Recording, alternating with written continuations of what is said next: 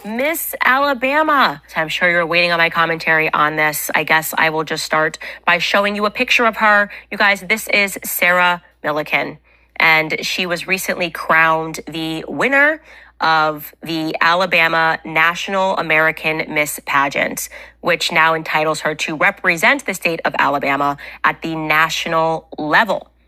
But when the pageantry itself makes this statement like they did, and we could not be more ecstatic for this gorgeous legend.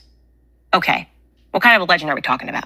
That's what I want to know. What kind of a legend are we talking about? We have a society that is suffering from various ailments. One of them is that the number one killer in our society is clinical obesity. And right now they're trying to convince us that sickness is health. Again, we go back to what we were talking about earlier, psychology, right? This is another mass formation psychosis. Hey guys, I want to first come off and say this video is not about bashing or shaming anyone. It's just about bringing to light very pertinent facts that are affecting our country, namely unhealthy nutrition practices. The United States and the world abroad has come to a point where now we're celebrating individuals with unhealthy practices under the guise of you good, you big, you beautiful, raise up girl, be proud. But we're not addressing the dangerous, unhealthy, and fatal mortal complications that exhibit in these. Instead of coming on media outlets and saying this is unhealthy, even though you're a girl, you're beautiful, you need to strive to progress and better yourself, we're celebrating obesity, the number one killer in America. Are you ready?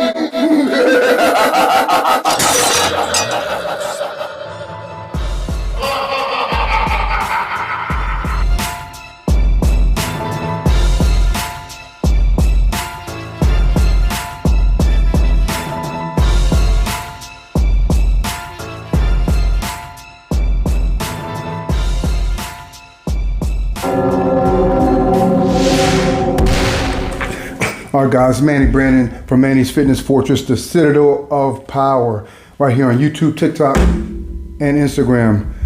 Like I said, this video is not about fat shaming or anything like that, but obesity is at an all-time high in this country, and people are dying from high blood pressure, obesity, like promoted diseases, like manifesting themselves in other ways, type 1 and type 2 diabetes. But today's video is about a figure that came to rise in the pageant area, Miss Sarah Millican. This recently won the Miss Alabama pageant. This was in May of 2024 this year.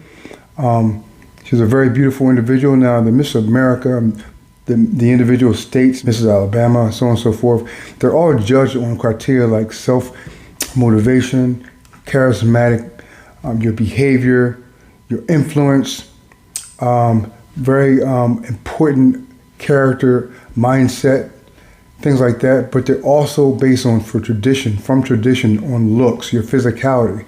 Because your physicality, first and foremost, is one of the first indications of self-discipline, okay? And who you are as a person and how you can positively infect and influence other people. And I use the word infect because it's like a disease. If you have something, a persona that you're projecting, and people says, okay, I can achieve that, but I can just stay like this and not better myself, it sends a bad message. All right.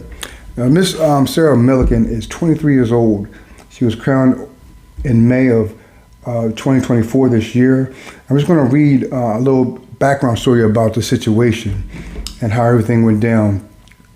She's a plus size, I wouldn't say model, but a plus size current Mrs. Alabama.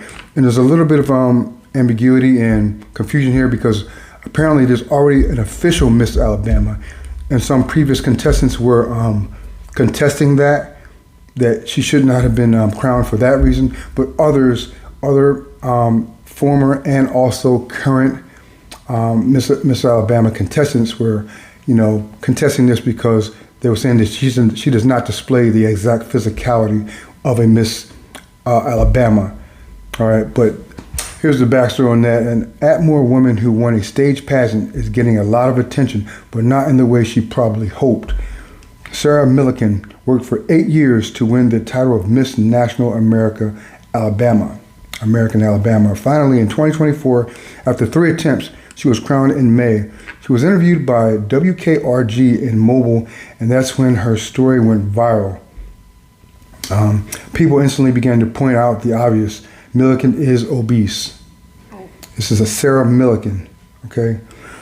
According to the World Health Organization, WHO, obesity has doubled worldwide since the 1990s, and that hasn't been helped by big and beautiful campaigns which encourage young girls and women to stay fat. In 2017, around 4.7 million people died of obesity. It also causes chronic disease and impacts quality of life, all right? Despite the risks, there are still body and fat positivity influencers on platforms such as TikTok. Now, several of these influencers have died. They actually have a video denoting some of them, but I'm not going to go into all that. A week after Milliken appeared on WKRG, the station did another story about what they called cyberbullying and called it their #1 story. They also called her Miss Alabama, which is not her title. Technically, how many days in a row are you going to report something on her? Asked Jordan Evans on Facebook. Your credibility as a professional news agency is coming into question. National outlets quickly jumped on the bandwagon, continuing to call Milliken Miss Alabama. However, the misrepresentation of the title has gotten the attention of many people, including former Miss Alabama, Amy Beth Shaver. Shaver explained that there is only one Miss Alabama title, and that is for the pageant that sends competitors to Miss America. All right? Now, there's also a Miss Alabama USA, which sends contestants to the Miss USA pageant. Miss America now is 101 years old, and then Miss USA, which goes on the Miss Universe pageant, she said, I don't even know what it is. Shaver and Miss America owns the rights to the Miss Alabama title, so it is improper to use that title for another pageant. If you are a pageant person, you only are going to participate in either Miss America or Miss USA, Shaver added. Now, the National American Miss Pageant Awards winners with scholarships, self-care products, and other prizes. The program is based on positivity self-image. Milliken responded on Instagram to some of these comments about her weight. The thing is, the things that some people were saying were truly disgusting. She wrote, I chose not to dwell on that. However, I feel that the title holder would be extremely irresponsible for me not to address the second part of the story. I feel oftentimes people resort to cyberbullying because it doesn't feel real. She continued, it's just words on the screen, right? It can't possibly cause physical harm. Wrong. She also reminded those who need help to seek it. Now, in case you guys are wondering where else come from, she is a very large woman. She's about 23 years old, and I'm a pretty good judge of weight and size, being a bodybuilder. At 5'7", she's about anywhere from 280 to 300 pounds, and that's very unhealthy. That's pre-diabetic, if not already diabetic. That's stroke territory, high blood pressure, high cholesterol, all kinds of stuff. She may have sleep apnea, but these are the things that obesity brings on, some of the lifestyle afflictions.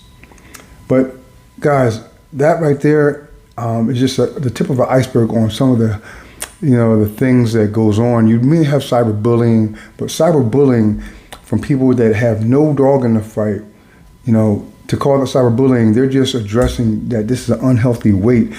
And it does rear off from tradition of Miss America, Miss Alabama, because usually they have always been a woman who is in good shape according to her body mass index. There's never been an obese Miss America. I don't even think there's ever been a obese or even a heavyset Miss America or Miss Alabama. So that's really what shocked people and brought people to words. The other thing is there's people I think that are really actually concerned for her health. They're not really bashing her and calling her a bad person. They're just saying the weight needs to be addressed. And I think she qualified for the next level of competition, which happens in November. So hopefully she will begin to work on herself. And self-improvement is a big part of this whole organization. So that's very imperative that she does that. Like I said, guys, the reason why I'm doing this video is to bring awareness of serious health conditions. Now, if this woman was nobody, just somebody walking around in a Walmart, she wouldn't have made the news, wouldn't have made any type of publications or social media, platforms. But because she's someone of notoriety now, and she's representing other people and women, it's imperative that she maintains good health. There's certain other things that people forget about. A lot of people don't even come out and say anything with people or concerning people that don't have anything to do with them, regular. It's just health-related stuff can be a scare, but this is an extreme case. You can get strokes, you can pass out, you can have aneurysms from obesity, a lot of different things. So I think that's the route that people were trying to go, not necessarily be cruel or cyberbullying, but some other individuals made statements concerning the pageant and how it ties into Miss Milliken. Seeing these individuals like Sarah Milliken win beauty pageants should be alarming if you care about the health of our society. While she may be a lovely person, that's what I'm saying, she could be very caring, a beautiful individual, but as a person, a figure, and a mentor, other millions of our young girls are looking up to, you already have an epidemic of childhood obesity. So it says, while she may be a lovely person, we must stop glorifying obesity. By crowning her, we are promoting sickness over health, and we are further denying that obesity is unhealthy. This is facts. It's interesting because I'd be laughed at if I tried to join the NFL as a 53-year-old woman, and rightly so. The apparent reason is that I can't compete with younger, masculine, muscular, more viral men. So, kind of paraphrase, but that's facts, guys. If you put everything on equal ground, with the man or sports-specific endeavors with other women or with individuals with different sizes, it's all relative. Nobody's really fat shaming here. To the pageant directors, do you believe in your heart that you did Milliken justice by giving her this award? What about your youth? What about our youth? Do they deserve messages that obesity equals health and beauty? Do they not need to exercise? Or can they eat whatever they want and still achieve awards? The fact is, obesity kills. If Milliken truly wants to earn these titles, she must look beyond the superficial accolades awarded to her and the agenda behind it. Wow. It is an agenda too, because the people that control this, they know what they're doing. I challenge Milliken to ask herself, did I genuinely earn this award, or am I being used for a broader agenda? That's the thing. These people in these positions may be beautiful, awesome individuals, kind-hearted, but sometimes they're pawns for a greater gain that has a sinister, outcome. It's crazy. Should Milliken be truthful with herself, she might denounce the crown and pledge to work on her health, inspiring many others, become an actual role model. All right. Now, I wouldn't denounce the crown, but I would make speeches and make appearances talking about improving your health and bettering yourself while actually trying to bring her weight down. That's what I would do, because that would be a heck of a role model. To be someone who's not perfect, flawed, imperfect, work on their way and see people that you are representing see you make changes, positive changes in your life, and that would be truly awe-inspiring. Now it says, work out, eat well, spread the message that obesity is a killer. Reject the dangerous myth behind being pushed on us. Obesity and health cannot coexist. In doing so, you will serve yourself and those who look up to you. By taking this courageous step, you can address your health and help combat the obesity epidemic in our country. And it definitely is. Look at these 7, 8, 9, 10, 11, 12, 13, 14-year-old kids. They're fat because their parents are allowing them to eat things that they're eating that we never ate as kids. It's crazy. Combined with the drugs they're giving these kids, Ritalin and everything, it's crazy. Epidemic in our country. We owe it to ourselves and future generations to lead by example. End quote. This is so true, guys. This is facts. Like I said, this is not a bashing video, but this just brings to light that sometimes they choose people who are great human beings, but to draw emotions and reactions out of unsuspecting, followers, to rise up and be a defense against something that they're perpetrating. It's putting emotion in their mind before they actively put any action. Just like, the whole feminist movement, it got women thinking that, okay, I'm equal to a man, I can go out there and work, I want to be able to work, don't tell me I can't have a job, make 6 figures. But a lot of women who are actually feminine women said, please, I'd rather work a part-time job, have my man take care of me, or not at all, and have my man take care of me and stay home and care for the kids and, create a beautiful home. Like they don't want to work. Why would I fight to go out there and battle the world like my man does if I don't have to? So there's a lot of tricks to a lot of agendas that are very psychological that have been put into, a lot of our women, and have them thinking they're missing out on something. But then when they get it, they look back and like, wow, I didn't need this. I was good. I put myself in a situation that's disastrous. But that's all I got for you guys today. Thank you for watching. Like I said, this is not a bashing video. It's just bringing to light some of the issues in our country, health related. Obesity is the #1 killer, okay?